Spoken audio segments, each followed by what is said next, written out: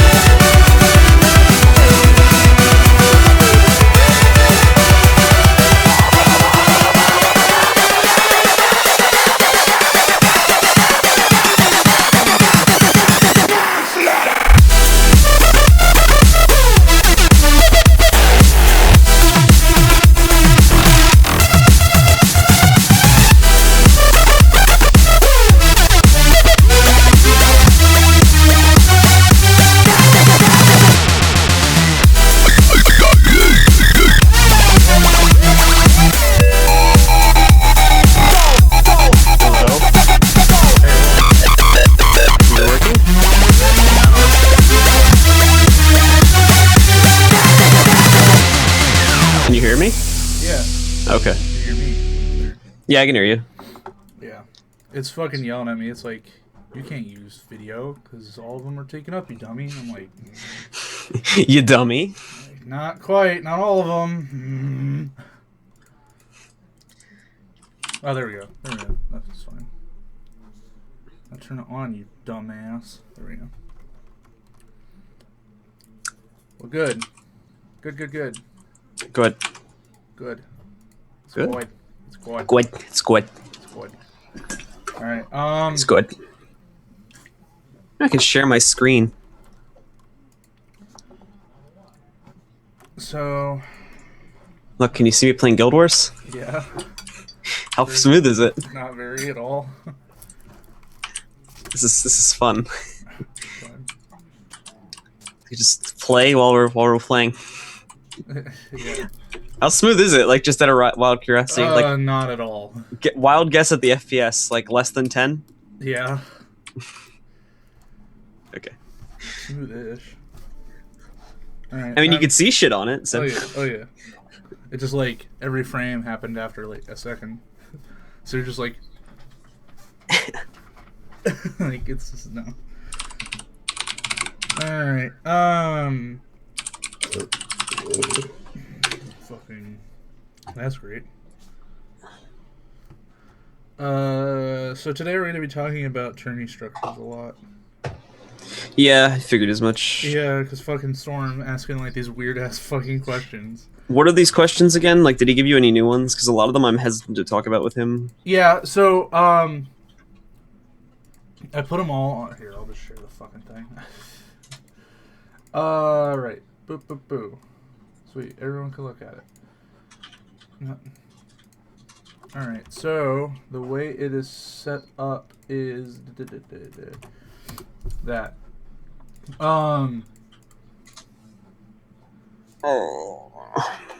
So, we just won't talk about the ranking system. Yeah, because we're probably not doing that anyway, I think. Yeah. How are we going to go about explaining that we're not doing it anymore and why? Well, wait, what do you mean? We never publicly announced it, did we? I don't think we did. No, we never publicly. So there, it was just a project that never happened. Okay. Nice. I mean, like, Storm can ask that, like, in private if he wants to, and we'll tell him. But yeah. Yeah. But, like, not on stream because we never actually announced it publicly anyway. Yeah. So that's going to be in red. For don't ask this. And if he does ask it, I'm gonna say I have no clue what he's talking about. I just rewrote most of his questions so that way they would fit. What can we expect from organizations in upcoming tournaments? It's like a super vague question. Yeah, but like his question before that was also very vague. What can we expect from third-party organizations in terms of future tournaments? That's like when is it gonna rain? That's like that kind of question. Yeah. It's like whenever shit happens, shit's gonna happen. Basically, I'm working my ass off. Yeah. But I can't promise anything at the moment because of viewership in the scene. How am I gonna do this? Because I can't see my camera. God damn it, I was hoping that this wouldn't happen. Okay. Why make it editable, Will? Why? Yeah, really, why? Why? Because we're gonna fucking go up, like, in 2 seconds.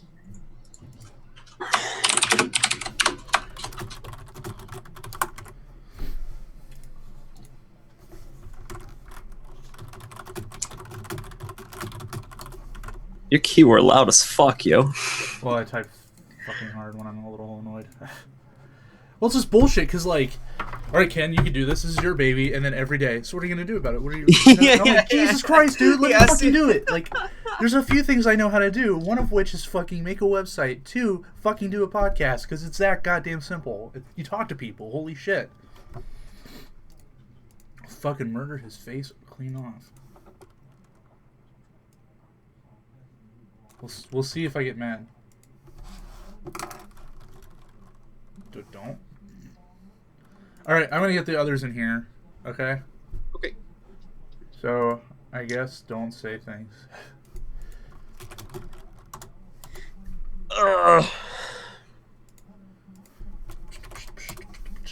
Hopefully Shadow Plasma shows up, because it's like, I'm gonna go take a nap. I'm like, that sounds great. And then just like, I'm not sure if anything happened. I was like, God damn it, dude. I even have like the really good jewelry on today. Actually, I'm gonna take this beard ring off. Start adding the screed regions. Because then I'm gonna have to fucking get rid of them eventually. It's like, ah, shit. And then, you have the 2v2 tonight. Yeah, that's at 9. Okay. Then. I would like to eat. Right, I mean... Before then. We could eat on stream, because that's sort of what I was doing. What's up, dude? Participants. Oh, God. Still trying to figure this out. Shadow Plasma's that webcam, right? Nah. Yeah. I don't think he does. I think he might. I think he's one of those people who doesn't want his face shown anyway. Possibly. Which is totally cool. You can hear us, dude, right? Good thing it's one way. I saw him say yes. Check your mic settings. I don't hear him.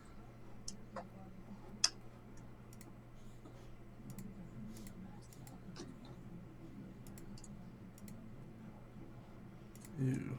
Automatically adjust. I don't like that.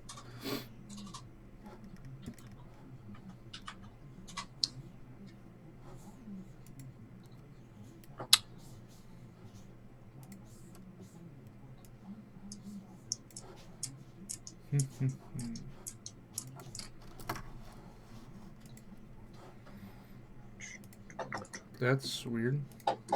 Okay. Says it's telling us audio's not. There we go. There we go. Yeah, we can hear you now. Okay, cool. Is there a way to set a push to talk button, or? I don't think so. I want to say maybe. And I mean, no, I guess. I just installed this like today, so I'm apparently hosting this. Yeah, because I'm just like, I could do it, or not. Because my fucking connection is shit. Alright, I guess it's not. If you got one of those mute buttons on your headphone, you're good. Otherwise, hit the mute button on the Zoom thing real quick. Yeah. Well, I'm gonna take off my fucking glasses, otherwise it's gonna fucking get shitty real quick. Alright, Shadow, where the hell are you at? He's napping, yo.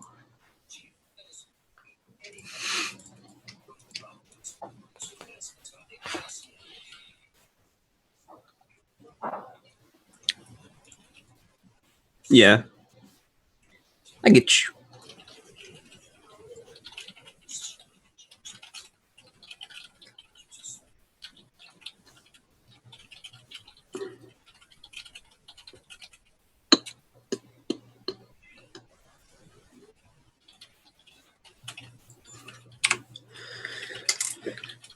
Doop.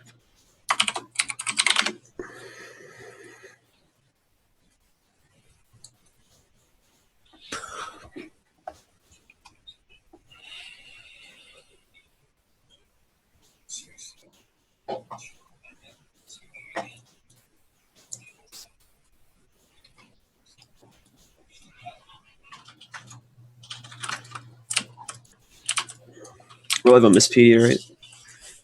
We're live on Mistpedia, right? Well, I mean, that's where we're going to be live.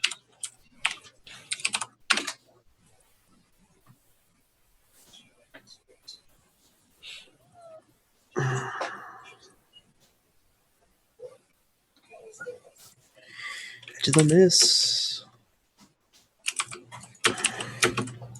Because Will says, do the show.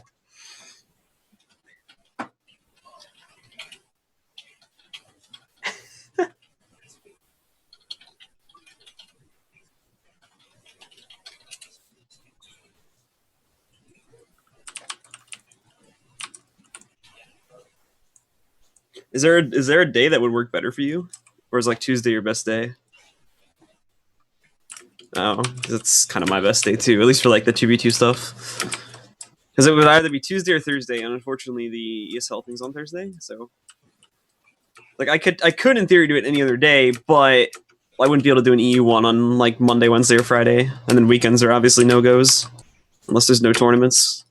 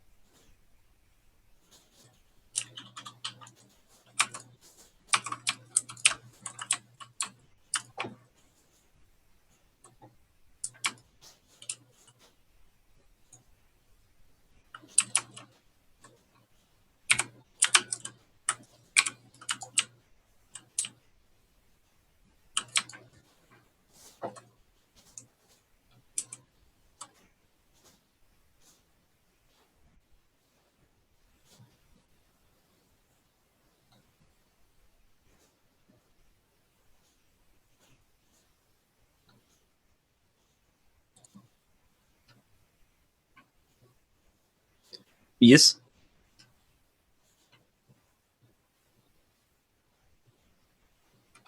You're gonna find Shadowplasm. Wait, he has a Twitter?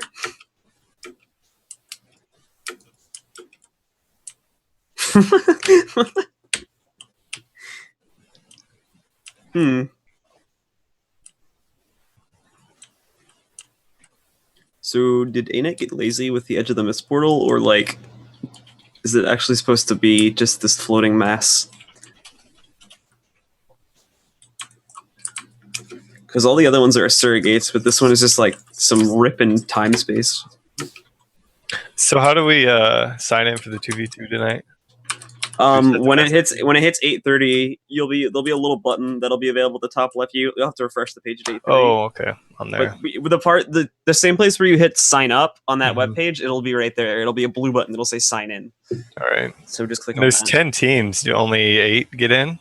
Yeah, for the time So the being. last 2? Yeah. So Wakey and Genyan. And Well, I mean, Jobs it's whoever checks in first. Really? Yeah, is the way I'm doing shit. it. I'm doing it the same way ESL does it, because it's basically if you're not here at 8:30, then sucks for you. Okay. When it gets to a point where I'm getting like at least 16 teams signing up that I know would actually show up, then I'm gonna expand it probably. But right now it's not at that point. Because then when it gets up to 16, I have to like get admins and everything, and right now I don't have the resources to do that. Yeah. That, and I don't even have 16 teams signing up, and I don't want to do an uneven bracket. Who won the EU today? 55H Monks again. Versus Super and Lady Nagnag.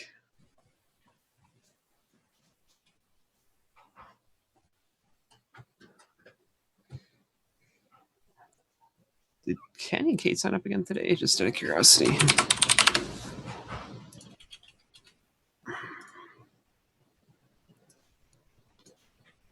Who'd you say? Tanny and Kate? Yeah, they signed up. Yeah, they signed up. Okay.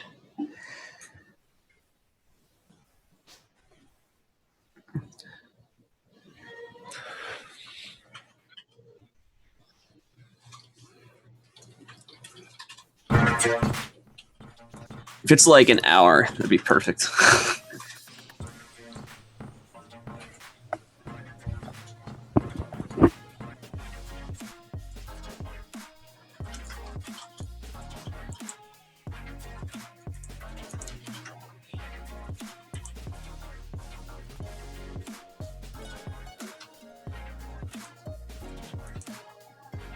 Yeah, Cyrus said something about that to me. And I'm like, all right, I just won't bring it up.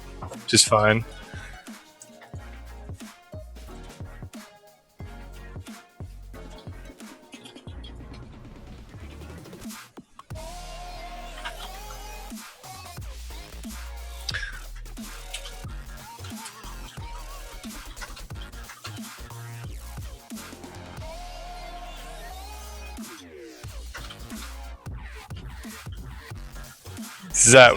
That was pretty silly, honestly. I don't know. Honestly, I had like at least 5 people.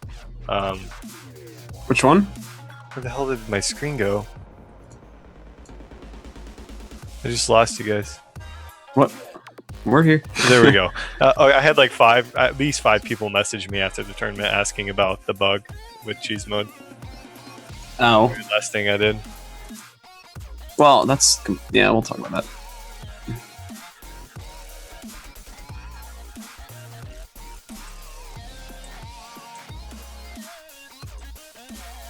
Okay. Yeah. All right.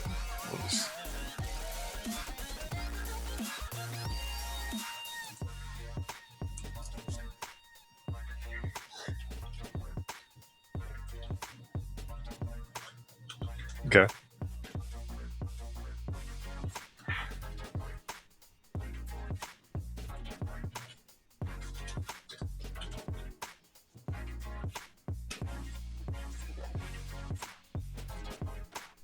Shadowplasm randomly joins the show. Click it.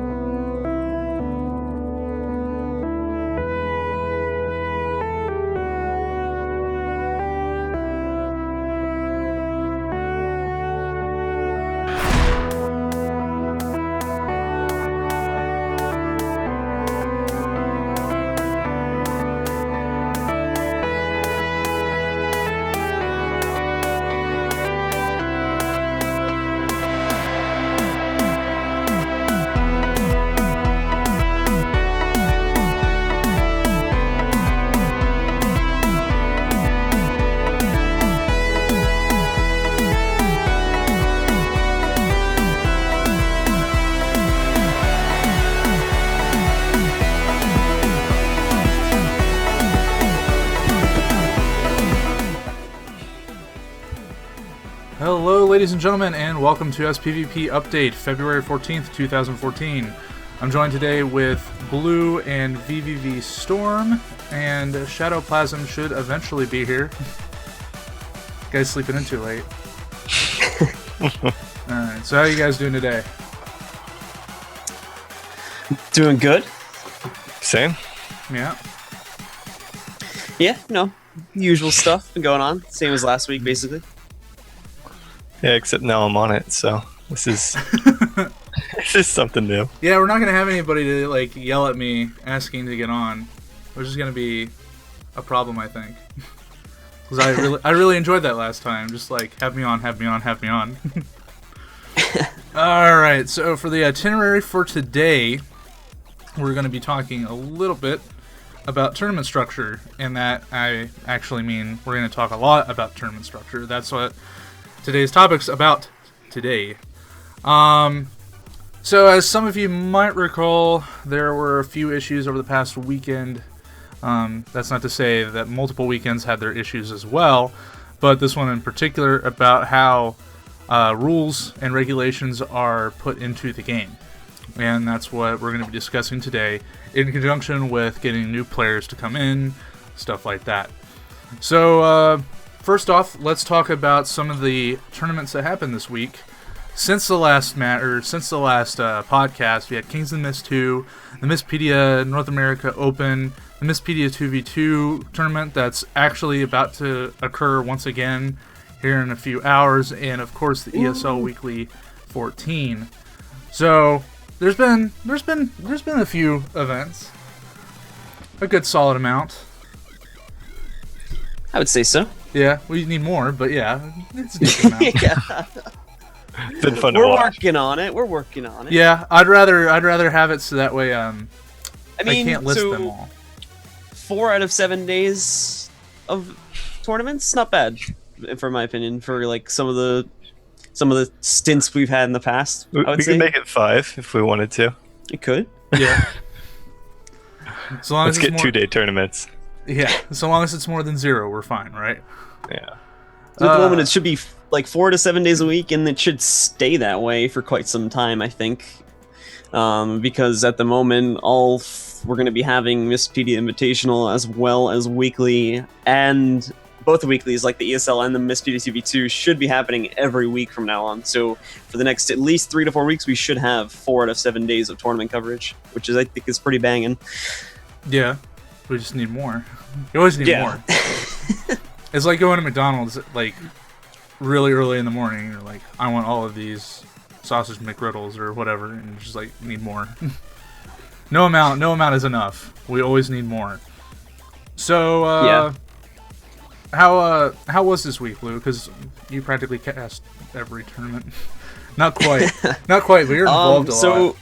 So this week was pretty good. Saturday, as we know, was very exhausting for Cyrus and I, because we did like about 8 hours of the VVV, and then we did another like about 2.5 hours for the MPI. So that was a pretty exhausting day, and I think some people in the stream caught on to that once we got to the MPI. But it was fun. We had a lot of good games. The ESL Weekly was probably the biggest surprise of the week, in all honesty, ESL 14, because we had this new team come out of nowhere called Erotic Solitude Legends, who apparently that isn't just a troll name, that's what they're going to be called. And they came out of nowhere and absolutely decimated the ESL brackets. They didn't win. They placed second, but they absolutely massacred. They killed Cheese Mode 300-5, and Cheese Mode actually like early game GG'd in one of the games. It was so bad. So that was probably the most surprising event of the week. And yeah, so I'm kind of looking forward to how they're going to do tomorrow as well. Good. Other than that, though, it was a pretty good week. Sounds like it, dude. Hopefully, I remember coming home from work and hearing you guys, and you guys sounded like you actually had to do something for once in your life. So I was like, oh man, these guys, I don't know if they know what to do after a 13-hour shift of something they sort of love and sort of hate at the same time. So I can relate. Anyway, Storm, how's everything been on a player side for the tournaments recently? It's been great. Kings and Mist 2 tournament was a lot of fun. I think it showed some new competition. Like Apex, they were a new team, finally in a tournament. It was great to see them get to the finals, pull an upset against good fights. I think tournaments like this, where we bring in the new players, or perhaps teams we don't know much about, with 16-team tournaments rather than all the veteran teams, is something good to have every once in a while. It lets them have a chance, Yeah. Despite a few teams not showing up, that was pretty tacky on their part. I don't feel like something needs to be done with that in the future, but other than that, it went pretty well. And the NA bracket for the Open for the Mistpedia, that was a lot of fun to watch. I know we played against Martin and Marvin's team. NGI was their name, I think. They're a pretty Yeah. solid up and coming team, along with teamwork. Those two are going to be pretty good teams in the future.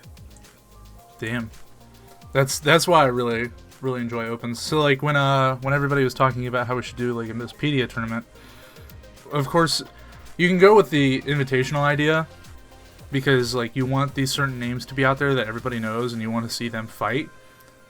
But at the same time, it's like, what about the guy that has played like just recently, figured out like a particular composition that does really well against all the current meta compositions? You want to see that guy play. You want to see like a guy come out of the woodwork and just roll face. Like everybody wants that. Like for the longest time Like on Thursday. Yeah. Like on Thursday. Like, Agreed. When a lot of people like you have the same teams play over and over and over again, it gets really stagnant. And with new players come in and like just roll face sometimes, and of course you're gonna have the people that fall on their face really hard too. It's good to see that, and that's why I was like, we need to have an open portion for the tournament if we're gonna do it at all. Like we have to have this. I think the open part of Mistpedia really allows and plays toward that. You know, having the open bracket and then letting the better teams go up against the really good already veteran teams is something that should be done more often in the future, I think. Yeah, hopefully that becomes the norm because I like it. May or may I not do have been too. my idea. May or may not have been my idea. Blue's probably shaking his head like, no, you didn't think of it. Alright, so while we're still waiting for our good friend Shadowplasm to show up, let's go ahead and get into the... Ooh, God, I lost all of you. How did I do this? It can't ever be... That's why. I think I figured it out. It can't ever go. It can't ever go normally. There we go. We fixed it. Don't worry about it. Don't worry about it. Just I'm waiting for it to happen on stream. Oh yeah, we did just disappear. You'll see it. Just sleep tight. Just hold tight. But anyway, so while we're waiting for everybody to show up, let's actually talk about Mistpedia and tournaments. So Storm, you had a few questions that are actually on the show notes. One of which is like weird. We never really announced it, so we're not gonna talk about that. For those of you that are wondering what it is, don't worry about it. For those of you that do know, just know that we're not doing it. So the odds of that not being out is pretty low. That was the vaguest possible way you could have described that other. Yeah. Like Area People, 51 doesn't exist. Don't ask there's, about like- it. Don't even bother questioning it. There's like 50 things we've tried to do but never ended up doing because of failed concepts. So now people are gonna get really confused based on who's hearing this. Well, that's good because it could be anything. It could be that we're gonna like send out Keeping them guessing. I Yeah, guess. $100 to every player that comes in the open because we have that kind of money. Yeah, that's the concept we were going for. But actually, on the show notes, you had asked Storm what things we can expect from upcoming what kind of things can we expect from organizations in upcoming tournaments, and that leaves a really huge realm of possibility that I absolutely love, but from a like solid answering standpoint, I hate because it's so vague. I'm like, the safest bet is something. So, Blue, what kind of thing do you hope to see from organizers and people that are in the community at the moment trying to run these tournaments? I hope not just from organizers but from tournaments in general. I brought this up last week too. I hope to see prizes. But in general, I just kind of hope at this point, like realistically speaking, I just hope for more tournaments like VVV and whatnot. We need more of those like big weekend events to hype up and get people from PvE and World v World to come over and watch. Be like, hey, come check this out. We need more stuff like that. But like in terms of like a big hope, I'm really hoping for prizes, but I'm not really expecting that at the moment. Yeah, me too, Bodhi. Me too. What about even though you asked the question, Storm, what about you? I think that most of us are kind of hoping for something along the lines of this monthly kind of something, kind of like Mistpedia. It's kind of like that. It's like it's not just like a one weekend thing. I think something like that really helps teams progress and the better ones come out. I think that prizes are somewhat of an issue right now. The very few people who are still around, I think, really don't care too much for prizes. They're great, but they're in it for the game and the fun itself, which is really nice to have those kind of people. But if we want to bring more in, I think more than just 500 gold or 4,000 gems is going to have to be brought into the equation of prizes. Oh, me too. I agree. Fully. I agree with that too with prizes, and the other thing I realize, or the other thing I know too, is that there's like plenty of people who constantly contact me on Skype, or like they'll log in after a long hiatus and like whisper me in game because they'll know me for like being involved with a lot of the tournaments, and they'll just be like, "Hey, is there any like prize tournaments coming up soon?" I'll be like, "I don't know," and then like they'll just log out again, and then ask me again a week later. So I know there's a lot of people that have quote unquote quit, but I'm pretty sure would come back if there was consistent prizing. So that is another issue, I think, as well. I agreed. It's a big issue, but on the other hand, it's like, look at it from a third-party organization's standpoint or ArenaNet standpoint. What do they gain back? Nothing. Like, there's nothing to gain back. At the moment, yeah. At least from a third-party standpoint, like from a viewership standard, it's like, give you $5. Would be like, realistically speaking, at the moment. Hey, Yeah. So I completely agree with that. But I mean, like, we're working on it. We're trying to grow the viewership. It's just, again, it's like, I completely agree with that. But it's just, we're at this like double-edged sword right now, where like players don't want to play because there's not enough prizing. Third parties don't want to give prizing because there's not enough players and/or viewers, and it's trying to work something out between that at the moment, I think. yeah. A part of me wonders, like, if we could get sponsoring from something, like some companies that are like local, but are willing to like ship as well. So like, come to Fred's red hot hot dog stand or something like that. Like, I think it would be really funny to see, but I think it would also be really cool at the same time. But at the same time, like, let's not get it too ahead of ourselves. I think like fighting games tournaments do that a lot. I think because there's a lot of like regionals and stuff, so like it'll be applicable to like the general area of the region, and then they'll have a lot of stuff on there for that sort of stuff. But it just doesn't happen in like this spectrum of esports, like StarCraft and all that, like League and all that, just because it's on a much more wider range. I mean, coming from, VVV Gaming, being on a team that's actual sponsored and has sponsors, like, I know there's a lot of big businesses out there that want to get into the MMO department. It's just, there's not a whole lot there for them. Yeah. I've heard of like different organizations such as like Curse and etc. that they want to get into the MMO part of gaming, but there's not a whole lot there right now, and there's just not that one game that is able to get 20,000 plus viewers for a single tournament. There's really not. It's quite unfortunate with the game like Guild Wars 2. That's just sad. Yeah. Yeah, and that calls back to a lot of the issues at launch, I think, where like just stuff wasn't happening and it just really killed the hype. And that's also, I think, affecting us now, because it's like, because a lot of people, like, for instance, I can quote Razer tweeting out about 2 or 3 weeks before launch saying, "Hey, we're going to sponsor Guild Wars 2 teams." And like, I'm pretty sure I might have that saved somewhere, but that obviously never happened because it took so long for us to get like tournament utilities to actually run tournaments. So the hype had completely died off. And now the other issue we have right now too is the fact that not only has it died off, but a lot of people have A, horrible misconceptions about the game, and B, they don't realize, or B rather, they don't realize we even exist. And that's another big issue too. And that falls back to the viewership thing as well, I think. Yeah. Yeah. I don't know. I think the only way that we're gonna get sponsoring is if we severely undercut. So like, yeah, we'll totally like get sponsored by you if you give us like $100 a month, or like, and your name will constantly be said and get out there, blah blah blah, and we'll be known as you. I mean, even that is a step up from everything we've ever had aside from PAX. Oh yeah.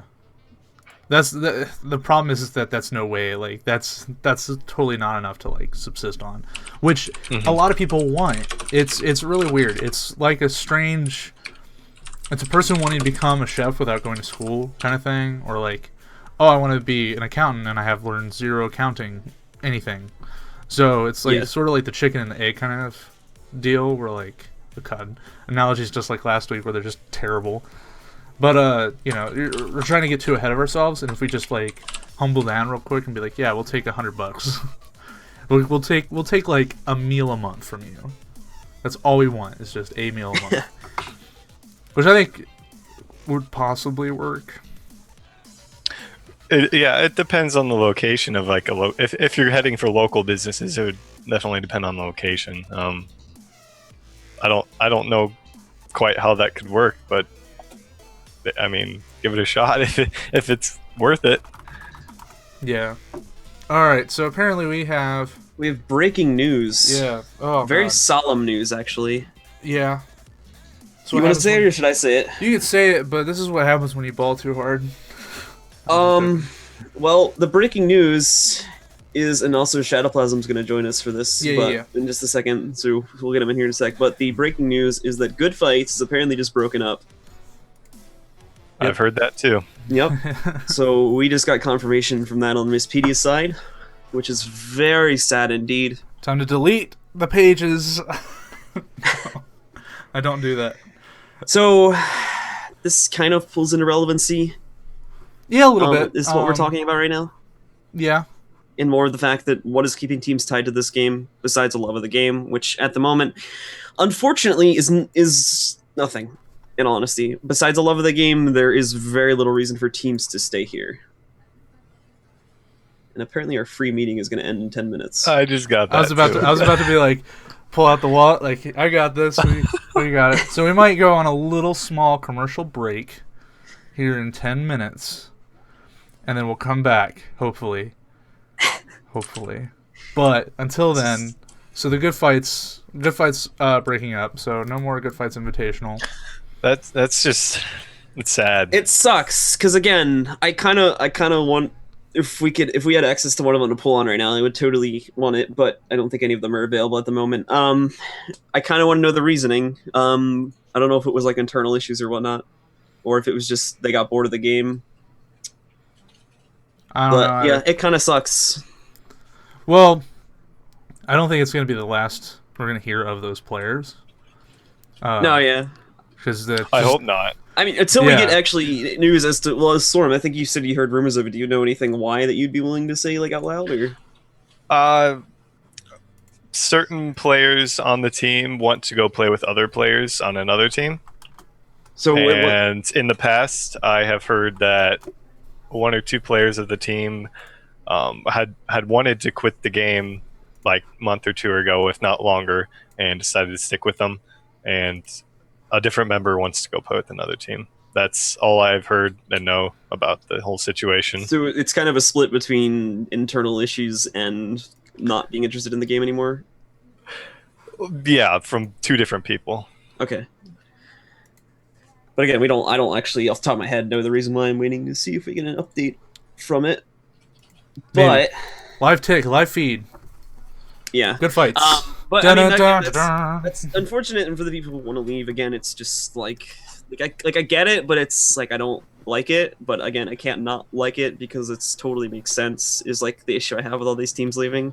Yeah, you're not gonna have people that are gonna play just so that way everybody else can have fun. It's never a thing that will happen, and that sucks.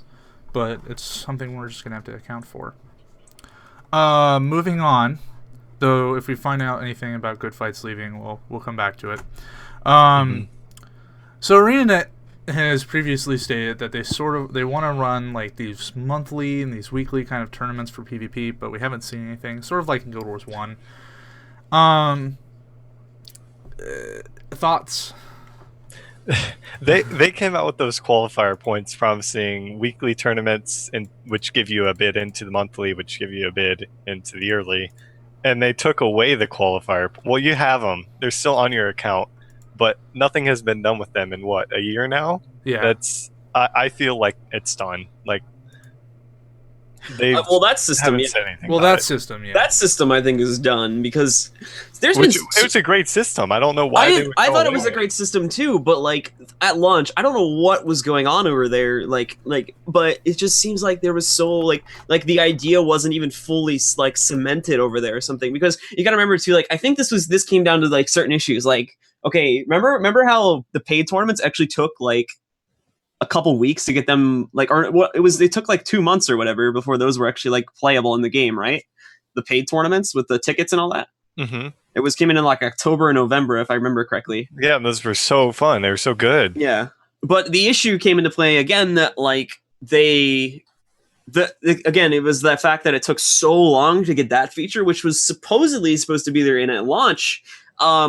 because it took so long to get that in, the hype died down, and there wasn't even enough teams playing at that point to sustain a full 8-team tournaments at all times. So you would have these 2 separate queues, and they just wouldn't work. So that's why they had to condense it into one queue. And I think with that like die off there, that forced them to condense it into one queue. I think that's what killed the idea for the monthlies and the yearlies temporarily. I don't think they've completely thrown away the ideas of the monthly and the yearly, but in terms of relating it to the qualifying points, I think that idea has been tossed in the bin. It surprises me they haven't gotten rid of the qualifying points. Maybe it's just something they haven't gotten around to doing. I think they'll leave them there. It's just sort of like a nostalgic thing for people, because I'm pretty sure there'd be a couple people that'd be angry if it got removed. But yeah, but at the same time, like, you'll never get this, you'll never get this kind of thing. Like, that's sort of, yeah, it's a little insulting. So like, you really have to balance it. It'd be good if there was a conversion, sort of like the whole glory to gold thing. We're like, hey, we're going to take these and we're going to like add a surplus to this value that's going to be used to dictate like your ranking and stuff. We'll take that into account and then we'll wipe it and then we'll go from there. So the people that have actually played the game up until this point, you know, played it when there was qualifying points, played it, you know, up until the point where they, you know, transition into a new ranking system, that gets carried over. They actually receive a benefit for holding out. And of course, like, maybe there would be a time frame in which that wouldn't work, but these are just thoughts from crazy ass Ken. So but beyond that, like, any other ideas for PvP at the moment? So we've talked a little bit about tournaments, and this is gonna go fast because we have literally 4.5 minutes until this goes kaput. Any like tournament structure ideas for other formats, like 2v2s? Obviously you're doing tonight, Blue, as well as Storm's participating.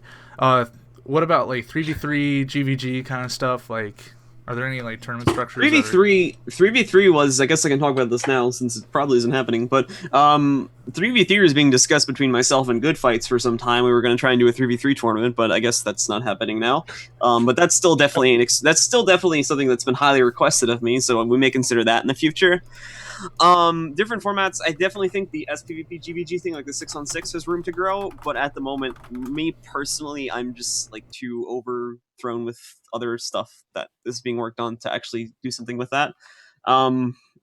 There's actually like this sort of game type that was shown to me like 2 days ago by Nothing, and there's a couple of people who've been asking me about it too. There's like this game type that takes place on oh my god, it takes place on Skyhammer, surprisingly enough, and it's just NGs. It's a 2v2 NG minigame, and you run with like turrets, like 2 turrets or something. You run with Thumpful turret and Healing turret, and you basically run a build that has as many knockbacks as possible. And you're using there's those little platforms that are raised towards like towards the right side of the map. And you're just trying, like, one team starts on one side, one team starts on the other, and you have to try to get across the other team's side, and it's like this race thing. But if you get knocked off, you have to start over again. And there's like been a bunch of people that have been playing that just for fun, so I don't know, we may try screw around with that just for funsies. All right. So maybe there's a little bit of hope for how the tournament structure is going to be for other, you know, game types and stuff.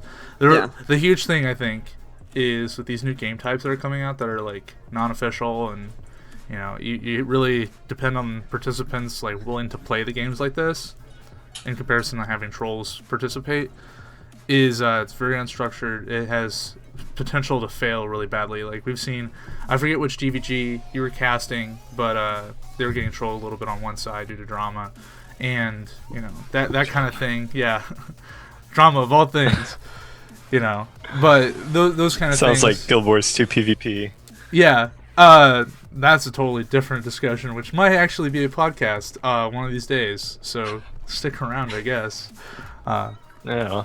This time on Days of Our Lives, you know, that kind of bullshit. But more importantly, like, it's going to require people to participate willingly and sort of with integrity, I guess would be a word. And I'm worried that might not succeed. You know, so we can't put all of our eggs in one basket. But then again, ArenaNet has shown that you don't do that with game types, because it got rid of random arenas in Guild Wars 1. Sort of the staple, you know, all the other stuff they did crazy in Guild Wars 1. That's not necessarily a bad thing. Alright, so the room that we're in is about to die. So I'm going to go ahead, switch over to the intro, play a little bit of music for you folks, and we'll be back in just a few minutes. and then we'll keep going. All right, so stick around, and we're gonna have Shadowplasm on, so we can talk about Team Paradigm and all of their former glory as well as current glory, and then we'll get a little bit of opinion from him real fast. So sit tight, folks. We'll be right back.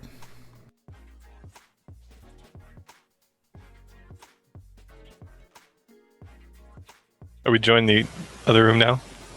Yeah.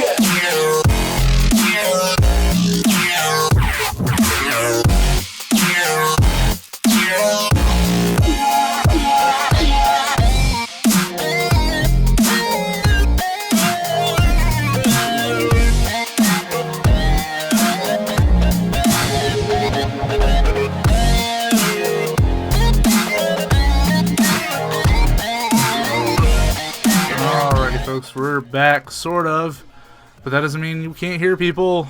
All right. So how's it going, guys? You're all screwed up, but I'm fixing that. We're all confuddled. Yeah, we're all confuddled here. All right, so that's him.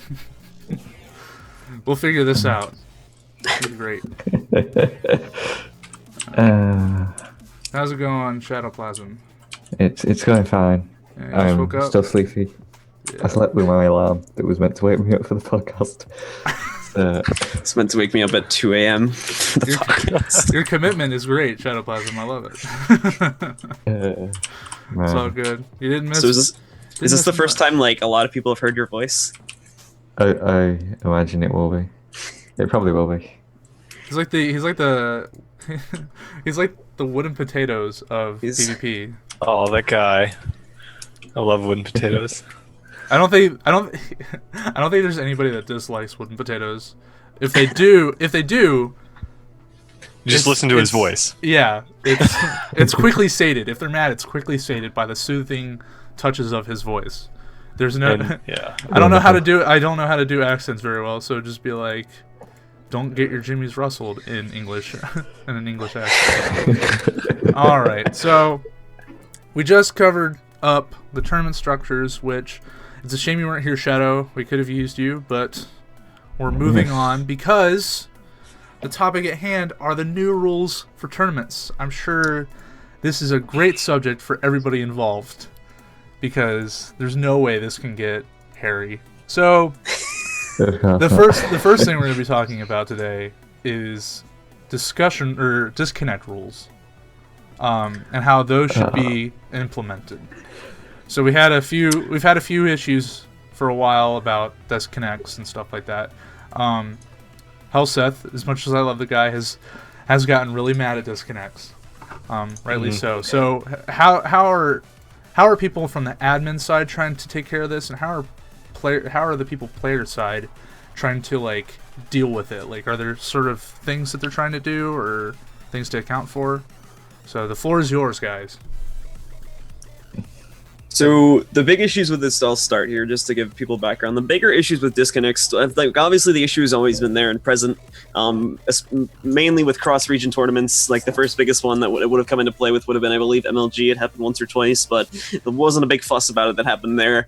At this point, up to that point, we had been going by a standard rule that was within the first 90 seconds, if a disconnect occurs, then we're going to restart it because it happened like before the game got anywhere significant. However, after that, it was kind of like it's just played as part of the game. But then we had issues with, during the Good Fights tournament, it happened again between, I believe it was the team that Rom was running at the time. There was a pug between Denial as well as Cheese Mode up against VVV, and it happened there. But we were still under that standard rule set at that time.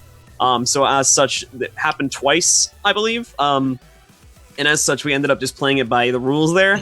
And there was a lot of people that were saying that because of that, like VVV moved on because of that, and there was all this like controversy surrounding it. So then obviously at that point I had to sit down with a couple of people and was like, okay, We need to think of a better way to do this. So we drafted another rule that was basically we drafted another rule that was basically going to be something a little bit more lenient.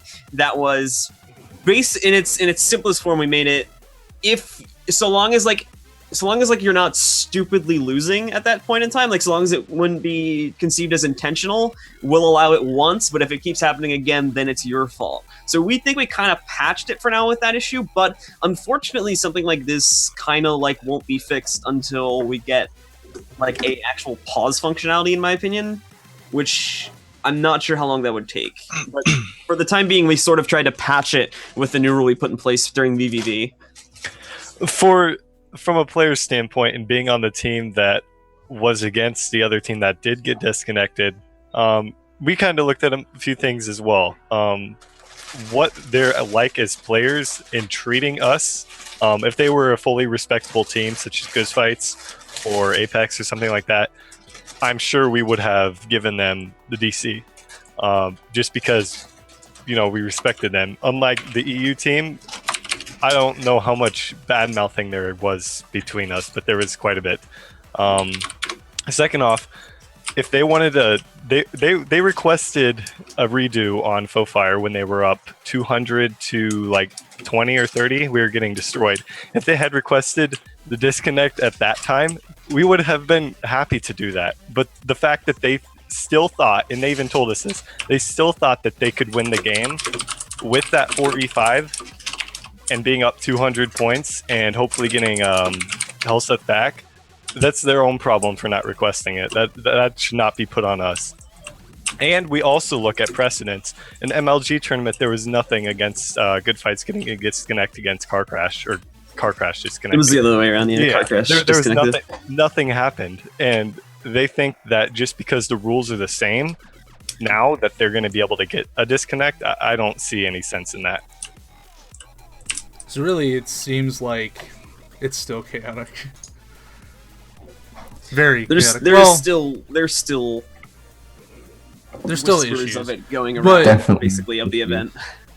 I think Blue sort of said something that I think everybody should take to be the truth of the situation, is that the situation is patched. It's not like It's not going to be fixed until we get a pause functionality. So we can only try to patch it. And again, this is another issue with the game that does come into play here.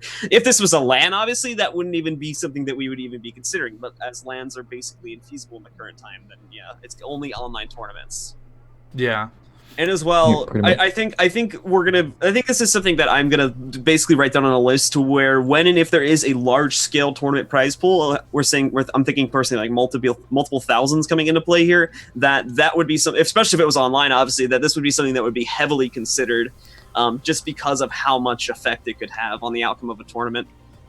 Yeah. Because I will agree that, like, for minor tournaments where it's like gems and gold, it doesn't matter all that much. But like when we're talking about actual money, multiple thousands, that's when it's going to be coming into play, as it's going to cause some issues. Yeah. So, I don't know. What are your opinions, Shadow? On DCs, pretty much agree with Blue. Well, it's a band-aid fix until pause functionality is added. But it's how much of a band-aid you want to add on to your tournament as well. Yeah. There's varying degrees to which you can do it. For example, in the Mistpedia Invitational, at the moment, if I remember correctly, the rules are up till the first 150 points or 4 minutes of the game, you can request a remake if you've got a DC. And then if you lose 2 people, and it's before 350 points or 150 point difference, you can request a remake there. But it's just, I mean, even that leaves room for abuse, in all honesty. Yeah, you can be like, oh, we're about to be behind by 150 points. 2 people, all that 4 real quick. yeah, there's so much that people. So like we have to apply those rules, but we also have to put a tack on it that says at admin's discretion, because of like situations where it could be abused. Because well, granted, most teams we trust to follow those rules right now, but any new teams that come into play in the future, we don't know how they're going to act. So yeah, Yeah, pretty much. One thing that I did for the TPI as well was if you got a DC player and you were outside the remake rules, you could request that the other team did a 4v4. So their player would drop out essentially and just stick in their base. I was kind of thinking like, yeah, like the next player that dies, that comes in the spawn or something, just waits there at the team's discretion. Pretty well, but it just ends up being at the discretion of the team without DC. So it's not perfect, but I think it resolves a few issues there. So at least the good thing to take away from this is that there's conscious effort from both sides of a tournament. The players who take into account, the precedent standard by previous tournaments, as well as like how the other team is treating it, which is actually a fairly interesting concept from like a social standpoint. But from an administration standpoint, I'm sure that part is a nightmare. Wow, Southern. But the big thing is that I think people are trying, from what it sounds. Yeah. Storm, are there things that you would like to see different? Like, not to go like too heated here, but like, are there things that you want to see from administration, like tournament administration? From disconnect rules? Any in particular? Because we're about to move on to subbing and like exploitation. On the subject of disconnects, I agree with Shadowplasm. I suggested the rule to Bagsley for the Kings of the Mist tournament about having a certain amount of points that two teams cannot pass before there's a disconnect. If they're both past like 250, I suggested, and one of them disconnects, they can't request it. And I know Bagsley put in a bunch of rules just before the tournament about disconnects, and I think that helped a little, but I mean, anyone can still dispute it. And I really think in the end, it's going to be up to either a pause in the game, which obviously might not be coming for quite some time, or just up to the admin's discretion. There's really no other way to do it, I don't think. Yeah, it sounds like it to me too. Which is a damn shame, because I would like it so that way there was less drama. At least not something of worth. Not like, oh well, there was a disconnect. So I like my drama party and real. living and real. Anyways, to move on. What about so we're gonna be moving to sub rules, where apparently there have been some issues in regards to people using subs. Supplementary people that are on their roster but not actively participating for that team, I guess. Could you guys elaborate on some like exploitation that would be used in that regard? At least in tournament play. Well, this past tournament, I know that the whole situation of FML using a sub was a little unorthodox. Mainly, I think they used it was because they thought that they could do better, and they did do better. Props to them, with one player over another against, in particular, our comp. I think that's why they did use a sub, Jindovic, over Eroxy, I believe it was. And they subbed him, like, we won the first game, and then they took Jindovic out and brought the Thief in. Like, I don't see... A sub is there if somebody does not show up before the tournament. You can't take somebody off your roster and bring them onto your team. Otherwise, I would just get all the best players and, have like a 10-man roster, and I try to counter everything. Like, that doesn't make any sense. True. So, okay, so like, conversely, like I completely understand that part about like just having the really good roster and completely countering out everybody.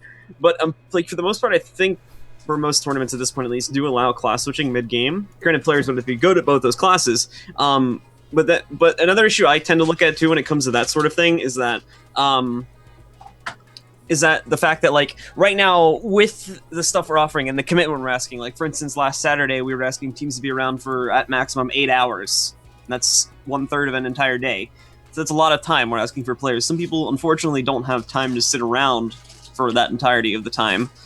So no, that's why. So having one or two people, granted, posted ahead of time, they should be like posted like you can have like 1 or 2 people that if for whatever reason somebody needs to step out, these guys can step in. Yeah. And I think that would be acceptable. But I like, think there has to be a fine line drawn. Be like, so okay, I'm leaving at 4 o'clock. I need this person to take my place. Not Iroxay and the rest of FML play the first game, and then like they played their first match with their normal FML roster, and then against us, the first game they played against, they played with Jindovic, and the second game against us, they played with a new person. Like if somebody comes in, they need to stay in. They cannot be replaced unless there's some fine line. You know, I've got to go take care of my girlfriend or something. Well, you know, my kid at 4 o'clock. Not picking and choosing what composition works and what doesn't work in certain teams. From a personal perspective, I think as long as you have your 5-man roster, that's your main roster, and you register and say we want 1 sub, and that's the limit that you put on it. You're having 1 sub, so you have essentially a 6-man roster. And I don't see a problem with rotating in that person, that 6th person, for a game to create an ideal comp. In my mind, that's valid because they're part of your active roster, even if they're just a substitute. But when you're talking about taking in someone that's not on a registered active roster and then so you've essentially gone through 7 different members is what you're suggesting. I think that's something that's outside what you should be doing in the realms of a tournament. I think that's a good point. I think having a sub, 1 sub, is something that, you know, it can be brought in with some strict rules made about how to use the sub. But I think using 1 person on the first map, like Forest, and then using your sub on the second map, like Legacy, I'm not sure I agree with that. I would agree. I would say your sub should be used for that match, as in however many games it is, best of 3, best of 5, whatever it is. Yeah. And I think personally, the worst thing about subs is that a lot of the time you'll find teams end up poaching players who are on the teams that are in the tournament but aren't playing at the moment. Yeah. And it's just, you shouldn't be able to do that. If you're, for example, if you're in a group stage of the Mistpedia Invitational, you're not going to be allowed to say, if you're Apex, to take a sub who's on Disney Channel, who's on the active roster of Disney Channel. That's just something that isn't going to be allowed. It's got to be someone who isn't at all registered for the rest of the tournament. Right. I think that should be a rule that's implemented, so that way everybody that plays is sort of, I guess, unique. Because otherwise you're just going to have those like mercenary type of players where they just play wherever. Yep. And if they play for enough teams, hopefully they get lucky. And then like they might win and they might get a gem code or 2. But beyond that, then that takes away the risk of losing. And it makes it so that way being on a team is sort of worthless. Because then you could just sub and then your chances of winning are even better. Especially if like you can at least have slight cohesion with the teams that you're running with. So I think that is an important facet that we should probably start adding to the rule sets. Personally, I think it would be awesome if they, instead of saying like subbing or something, they had 1 or 2 roster changes permitted per tournament. So you had to dictate, like you had to decide when to use that. Sort of like in, you know, athletic football and stuff like that, where you have to like pick, well, not particularly football, but other sports where you have to sub out people and stuff like that, rotate people out sometimes. And I think that'd be really cool for Guild Wars 2, insofar as you would also have to make sure that the people that are registered as your subs are not on any of the other teams. Thank you, Shadow. Yeah. So I think that would be an interesting facet to add to the rule set for competitive PvP, but I don't know. I'm not the admin. Is that something you're going to take away from Shadow? Like, is that something you're going to try and consider? Like, you sort of organize stuff for Mistpedia as well as Blue. So I'm wondering if that's something that's like sort of higher on the priority list. Subbing's still like it's such a like okay, like I don't. It's only happened like once or twice where it's kind of been thrown in there unorthodoxly, so I don't necessarily think it's like a huge issue right now, but like I think it should be something that we try to clarify at least. Like listen, if you are gonna try to sub someone in, A, they can't be on someone else's team already, and B, you need to say like around what time they're gonna need to sub, like if it's because of a real life issue. But like I don't think it's happened enough to where we should like be like considering it as like a first priority for tournament organization though. Pretty much. I'm against subs just being used for emergencies. yeah. Though I very much like them being considered part of an active roster that you'll switch in. Yeah. Like rather my than sympathy is something that like just for we're not, emergencies. again going back to the fact that like we're not playing for thousands of dollars yet, so people don't really have like if somebody has to go take care of something off or like somebody like suddenly has to take their sister to the hospital or something, like then we should allow them to be subbed out. We shouldn't just say, oh well that sucks for you, now you don't get to play in this tournament either. I still think it should be considered for like those sorts of cases, just because of like considering what we're vying for at the moment and like just how not necessarily casual, but how like low profile the tournaments tend to be at the moment. Yeah. From like a prize to competitor aspect, if you get what I'm saying by that. Yeah. Yeah. I think it's bad form if you're just basing the idea of your rules on the size of your tournaments. Well, just like how out there they are in the prize pool and everything like that. I think you've got to treat it as if you were doing it for a large prize pool and had a large amount of interest. Otherwise, as soon as you get into that stage, then you're going to have growing pains. And I would much rather have a good base that has very few growing pains. Yeah, I gotta give that to No Shadow. point. Yeah. Basically, don't half-ass anything. If Yeah, you do, no, you're I a agree, jerk. yeah. Blue. But let's go. Let's not haze the kid anymore, and let's move on to the next set of rules that we want to sort of discuss: exploitation.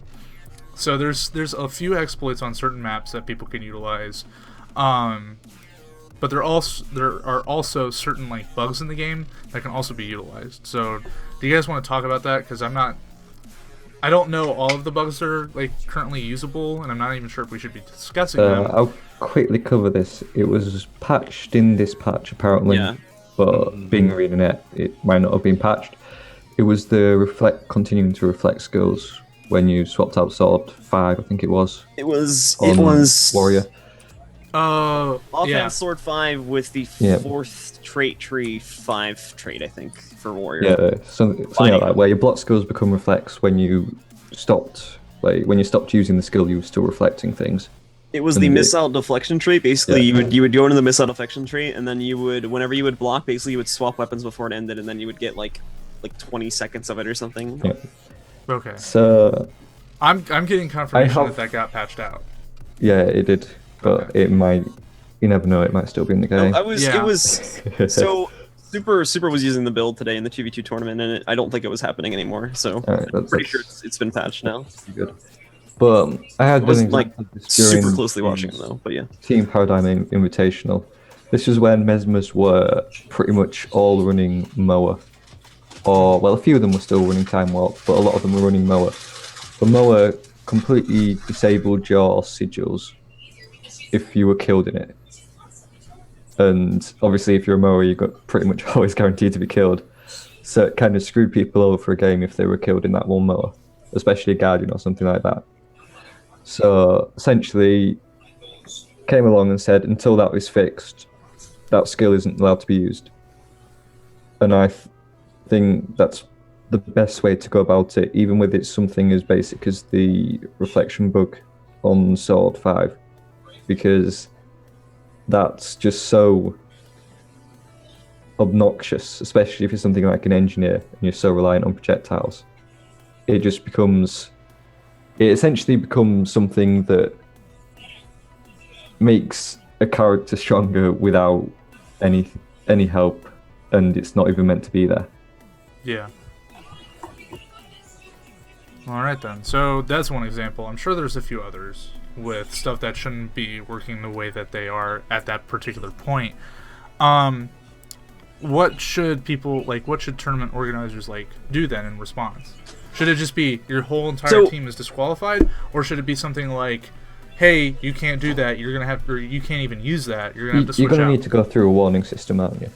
Yeah. Yeah. You're gonna need to say, all right, if the rules been stated to the teams previously and they still run something that's banned, then obviously you can just blank flat out say, all right, you've lost this set, or you've lost this game.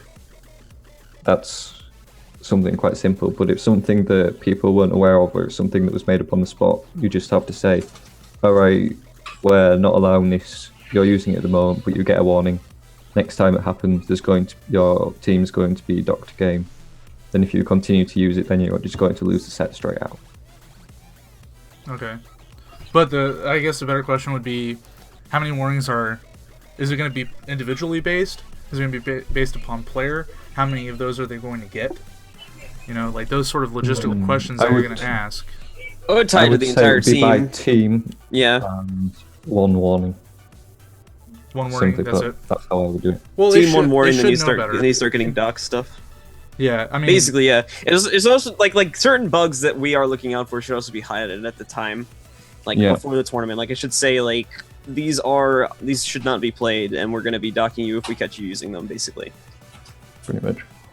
All right then. Well, let that be known. And what if stupid question, if something were to happen exploitively mid-match that nobody knew beforehand or caught, that only like a particular like team or a person on the team knew about, what would be done to do that?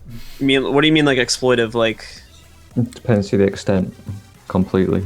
If it's something that's very minor, obviously. Are you saying exploitive like offense or exploitive like he's no clipping like? Well, obviously no clipping, like that's a no-go. That's a your no-brainer. your entire team's DQ'd at that point. Yeah. That's an obvious one. But like, what if, for example, that reflective bug that was happening with the sword? What if nobody knew about that except for the one person that was doing it, or the team in particular that knew about it, but they just withheld it? And what if that particular thing was withheld for a long time? It would essentially be drawn to it would go through the same process. It would be drawn to our attention. We weren't aware of it, so we hadn't added it into the rules. So then we say there's a new rule added. You can't use offhand sword. Like if you use offhand sword, you get a warning. Then you get a match docked. Then you get a set docked. Ideally, we would highlight these things beforehand, so the teams would be like, "Listen, if you use this, we're going to dock you." Like, and it would just be part of the rules for that. Is what the ideal thing would be, and then teams wouldn't use it. But then if they start using it, we'll obviously start warning them. I do realize that with the VVV thing, that was an issue too. But I think there was another issue that came into play because of the fact that like it had almost become part of the meta in EU at that point. Because of the fact that no other tournament, at least the ESL Weeklies, because that was really the only other tournament running at the time, wasn't actually enforcing not using that. Mainly because I don't think, like, for the most part, ESL wasn't really aware of that at the time. So they weren't blocking the usage of that, and as such, it sort of allowed itself to become this meta thing over in EU, and because nobody put a stop to it, I think that was part of the reasoning for not banning it from VVV, just because it was already like this established thing, and it had already been used in multiple tournaments previously without causing huge issues. All right. Well then, but for future bugs, the thing to take away, in my opinion, is that when bugs are discovered, admins need to take swifter action to just instantly be like, okay, now this can't be used. Yeah. Because it's like there needs to be a swifter decision on if it's going to be used or not. Yeah, pretty much. I agree with that. All right, so let's end on a lighter note that I think all of us can relate to, because we've had some of these problems that we've sort of discussed. It's not a huge issue in regards to the whole grand scheme of tournament play and how that operates. But how are we going to pull in new players? So when a person watches a tournament like Mistpedia Invitational or Kings of the Mist 2, it seems chaotic at first. And of course, like, you play the game a little bit more, it's going to come better to your mind. It's going to be a little bit more intuitive. But the problem with it is, how are we going to gain newer players when we're showing them the best of the best that can be complicated, hard to read, and even some of the FAQs that, or some of the build videos and stuff that are outdated on YouTube don't really do a good comprehensive job of explaining what your role is, etc., etc. So, what are some of the things that players and admins alike are wanting to do to try and draw in these new people to play beyond ANet? Beyond ANet, Yeah, it's So- to my mind, it almost entirely relies on the ANet's intervention. There are a few small things that players can do. They can obviously make their tutorial videos, but beyond that, there's not much you can do to incentivize playing in PvP beyond saying, "Do you want to be one of the best?" And that's, I mean, Oh God, Oh, this that's just again. up to them. Your free meeting will end in 10 minutes. it's okay. We're almost done, which is good. There's gonna be a Minute, shut up, particular. Leslie, make it snappy. No, we're fine. Like I was hoping to plan. I was planning on ending in like 10 minutes anyway, so all pans out. But as you're saying, Shadow, or did you finish up? I'm pretty much finished. It's just there's very little we can do beyond trying to make up for ANet's lack of incentives and tutorials. And it's mostly the only thing we can do is tutorials because the incentives are already there, really, beyond low barrier to entry tournaments, and there just isn't enough interest in tournaments in general to make large open bracket ones anymore. Yeah. Your thoughts on that, Blue? Because I know you I looked like you were so- itching to get at that. Yeah, I was listening in on that, and so I do agree with the fact that like there's not enough teams to where we can host these larger events. But so I do think that in ANet's capacity, it is their responsibility right now to pull in the newer players, get them interested in the game, and get more teams forming. Now that is in a very small part shared by the administrators.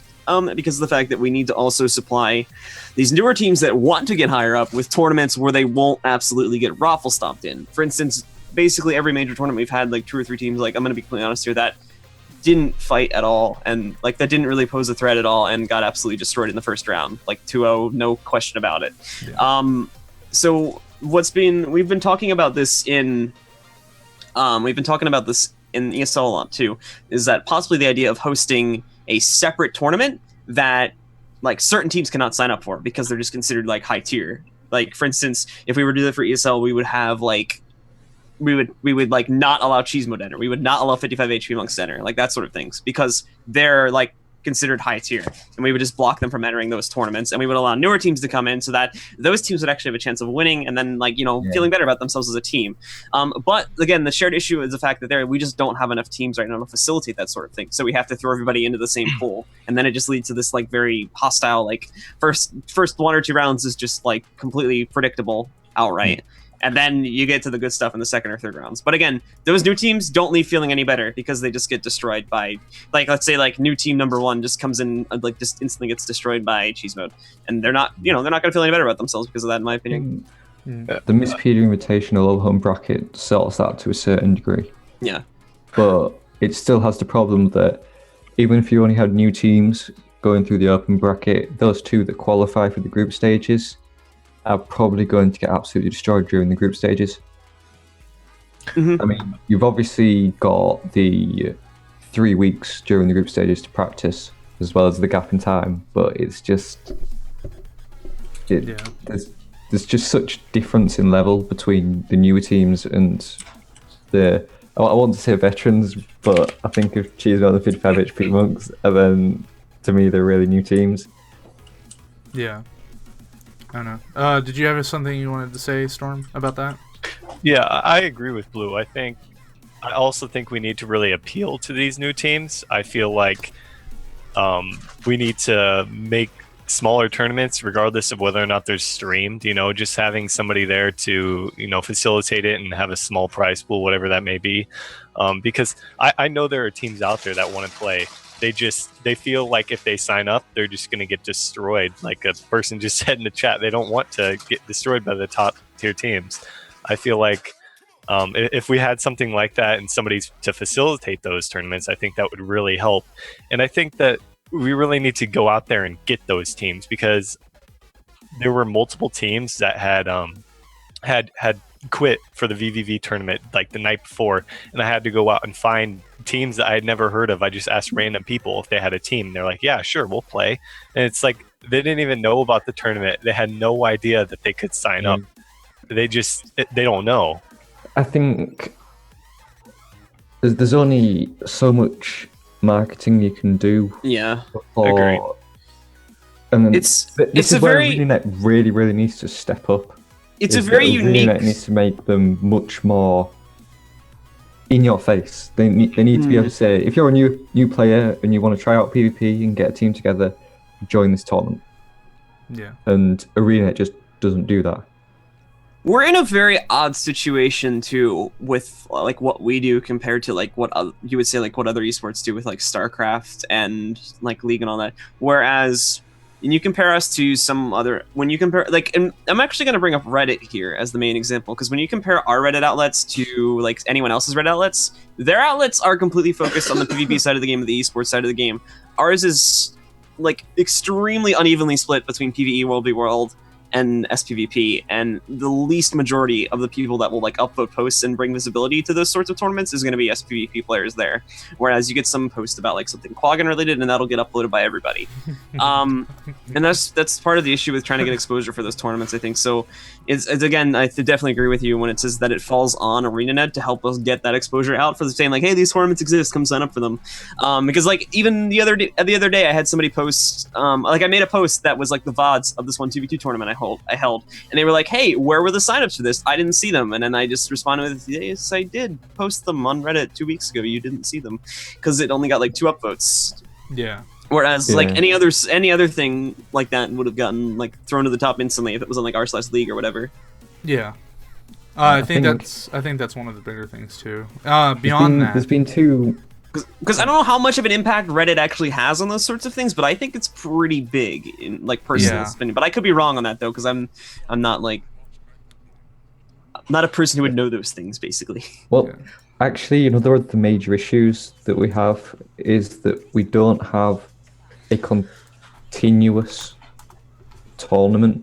We have a lot of one-offs. And there's no incentive for teams to stick together and to go through and over and over and over. And then those tournaments, they reach their peak of popularity and marketing, and then the tournament's over and there's nothing beyond that. And if you have a consistent tournament series, then you've got the peak of marketing, and then the tournament stays around as well. So that marketing's still always relevant, and the people, it's much easier to get the people in. I think the forums could be changed a bit too, because like nobody looks at the PvP events forums. Like, let's be honest. Like, if you compare the view counts, nobody looks at the PvP events forums. Everybody checks the because you'll have a tournament and people are like, hey, where's this tournament happening? Like, and then like they'll be like, oh, it's on the PvP events forums. I don't check those. Like, for instance, Bear announced tournament, $3,000 prize pool. Like, nobody knows about that because it's on the PvP events forum and nobody checks that. I kind of feel like they should merge them and just like devs should post tournaments that should be posted basically up to the top, so that those stay visible. To a certain degree. Yeah, obviously to a certain degree, but yeah. Yeah. I think the biggest thing is the ArenaNet needs to utilize Facebook, and utilizing Facebook's a really good way of getting views for the tournament. And probably the biggest one would be some way of using the in-game mail. Yeah. To say, it pops up for everyone and saying, you can sign up for this tournament for a chance to win this. Yeah. Or this tournament is going live now. And if they did that in the in-game mail, then it would just be a completely different degree of interest. Yeah. Yeah. Probably. But we'll have to see how ANet implements that stuff. But beyond that, our call is about to end. We're about to drop. So we're going to go ahead and wrap this up. So that way you can get to back to bed, Shadow, and I can get to streaming, and Blue can get to his tournament along with Storm. Hey, whatever. Which hopefully is going to happen. Hopefully. But anyway, yeah, because the lag before on the we head server out, right now. let's go through the game real quick. All right, Storm, go nuts. Say what you want to say, sponsors, whatever. You muted. You're You're muted. muted. Less than a minute. Say when I don't know. I have no idea. I don't have much to say. It's good to be on here and hear what you guys had to say. That's all I gotta say. We're gonna have you on soon. I promise, man. This was fun. Blue, we already know what you're gonna say. Shadow, anything you want to say? Stuff. Nope, not really. Nothing at all. All right. Well, Blue, do you wanna wrap it up? Thanks for watching, guys. Make sure you follow the channel and all that good stuff, and then go watch the 2v2 tournament, assuming it happens, over on my channel. It'll be in about 50 minutes. All right. Yep. Well, with And that, also remember, fellas- we've got donations open for the Mistpedia Invitational. Yeah, that too. yeah, which I'm sure everyone's gonna be hearing about from everybody. We're gonna get cut off in like I'm- 5 seconds. Yeah, Bye, but it's everyone, I love- okay. All right, bye. I'll go ahead and like do an outro for us all, so we'll be good. But really, it's just like the Titanic, where we're like, wait, up there it is. The meeting has ended, and now it is only me, which I need my camera in order for that to be a thing. All right, folks. So that is it for tonight. Thank you guys for watching. The chat has been awesome with some of these questions. I'm sad that some of these won't be touched on right now.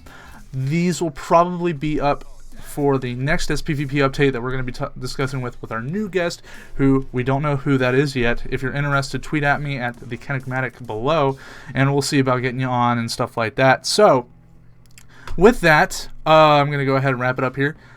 Be sure to tune in every Tuesday at 7 p.m. for sPvP Update, where your host, myself, Kenigmatic, will be joined with a few people from the PvP community, which we will talk about anything and all things PvP related, as well as a little bit of PvE and WV side as well. So, with that, folks, I'm going to go ahead and let you guys roll out. Like last time, drive safe, keep warm, people in the Midwest, because it's about to get cold. Alright, see ya.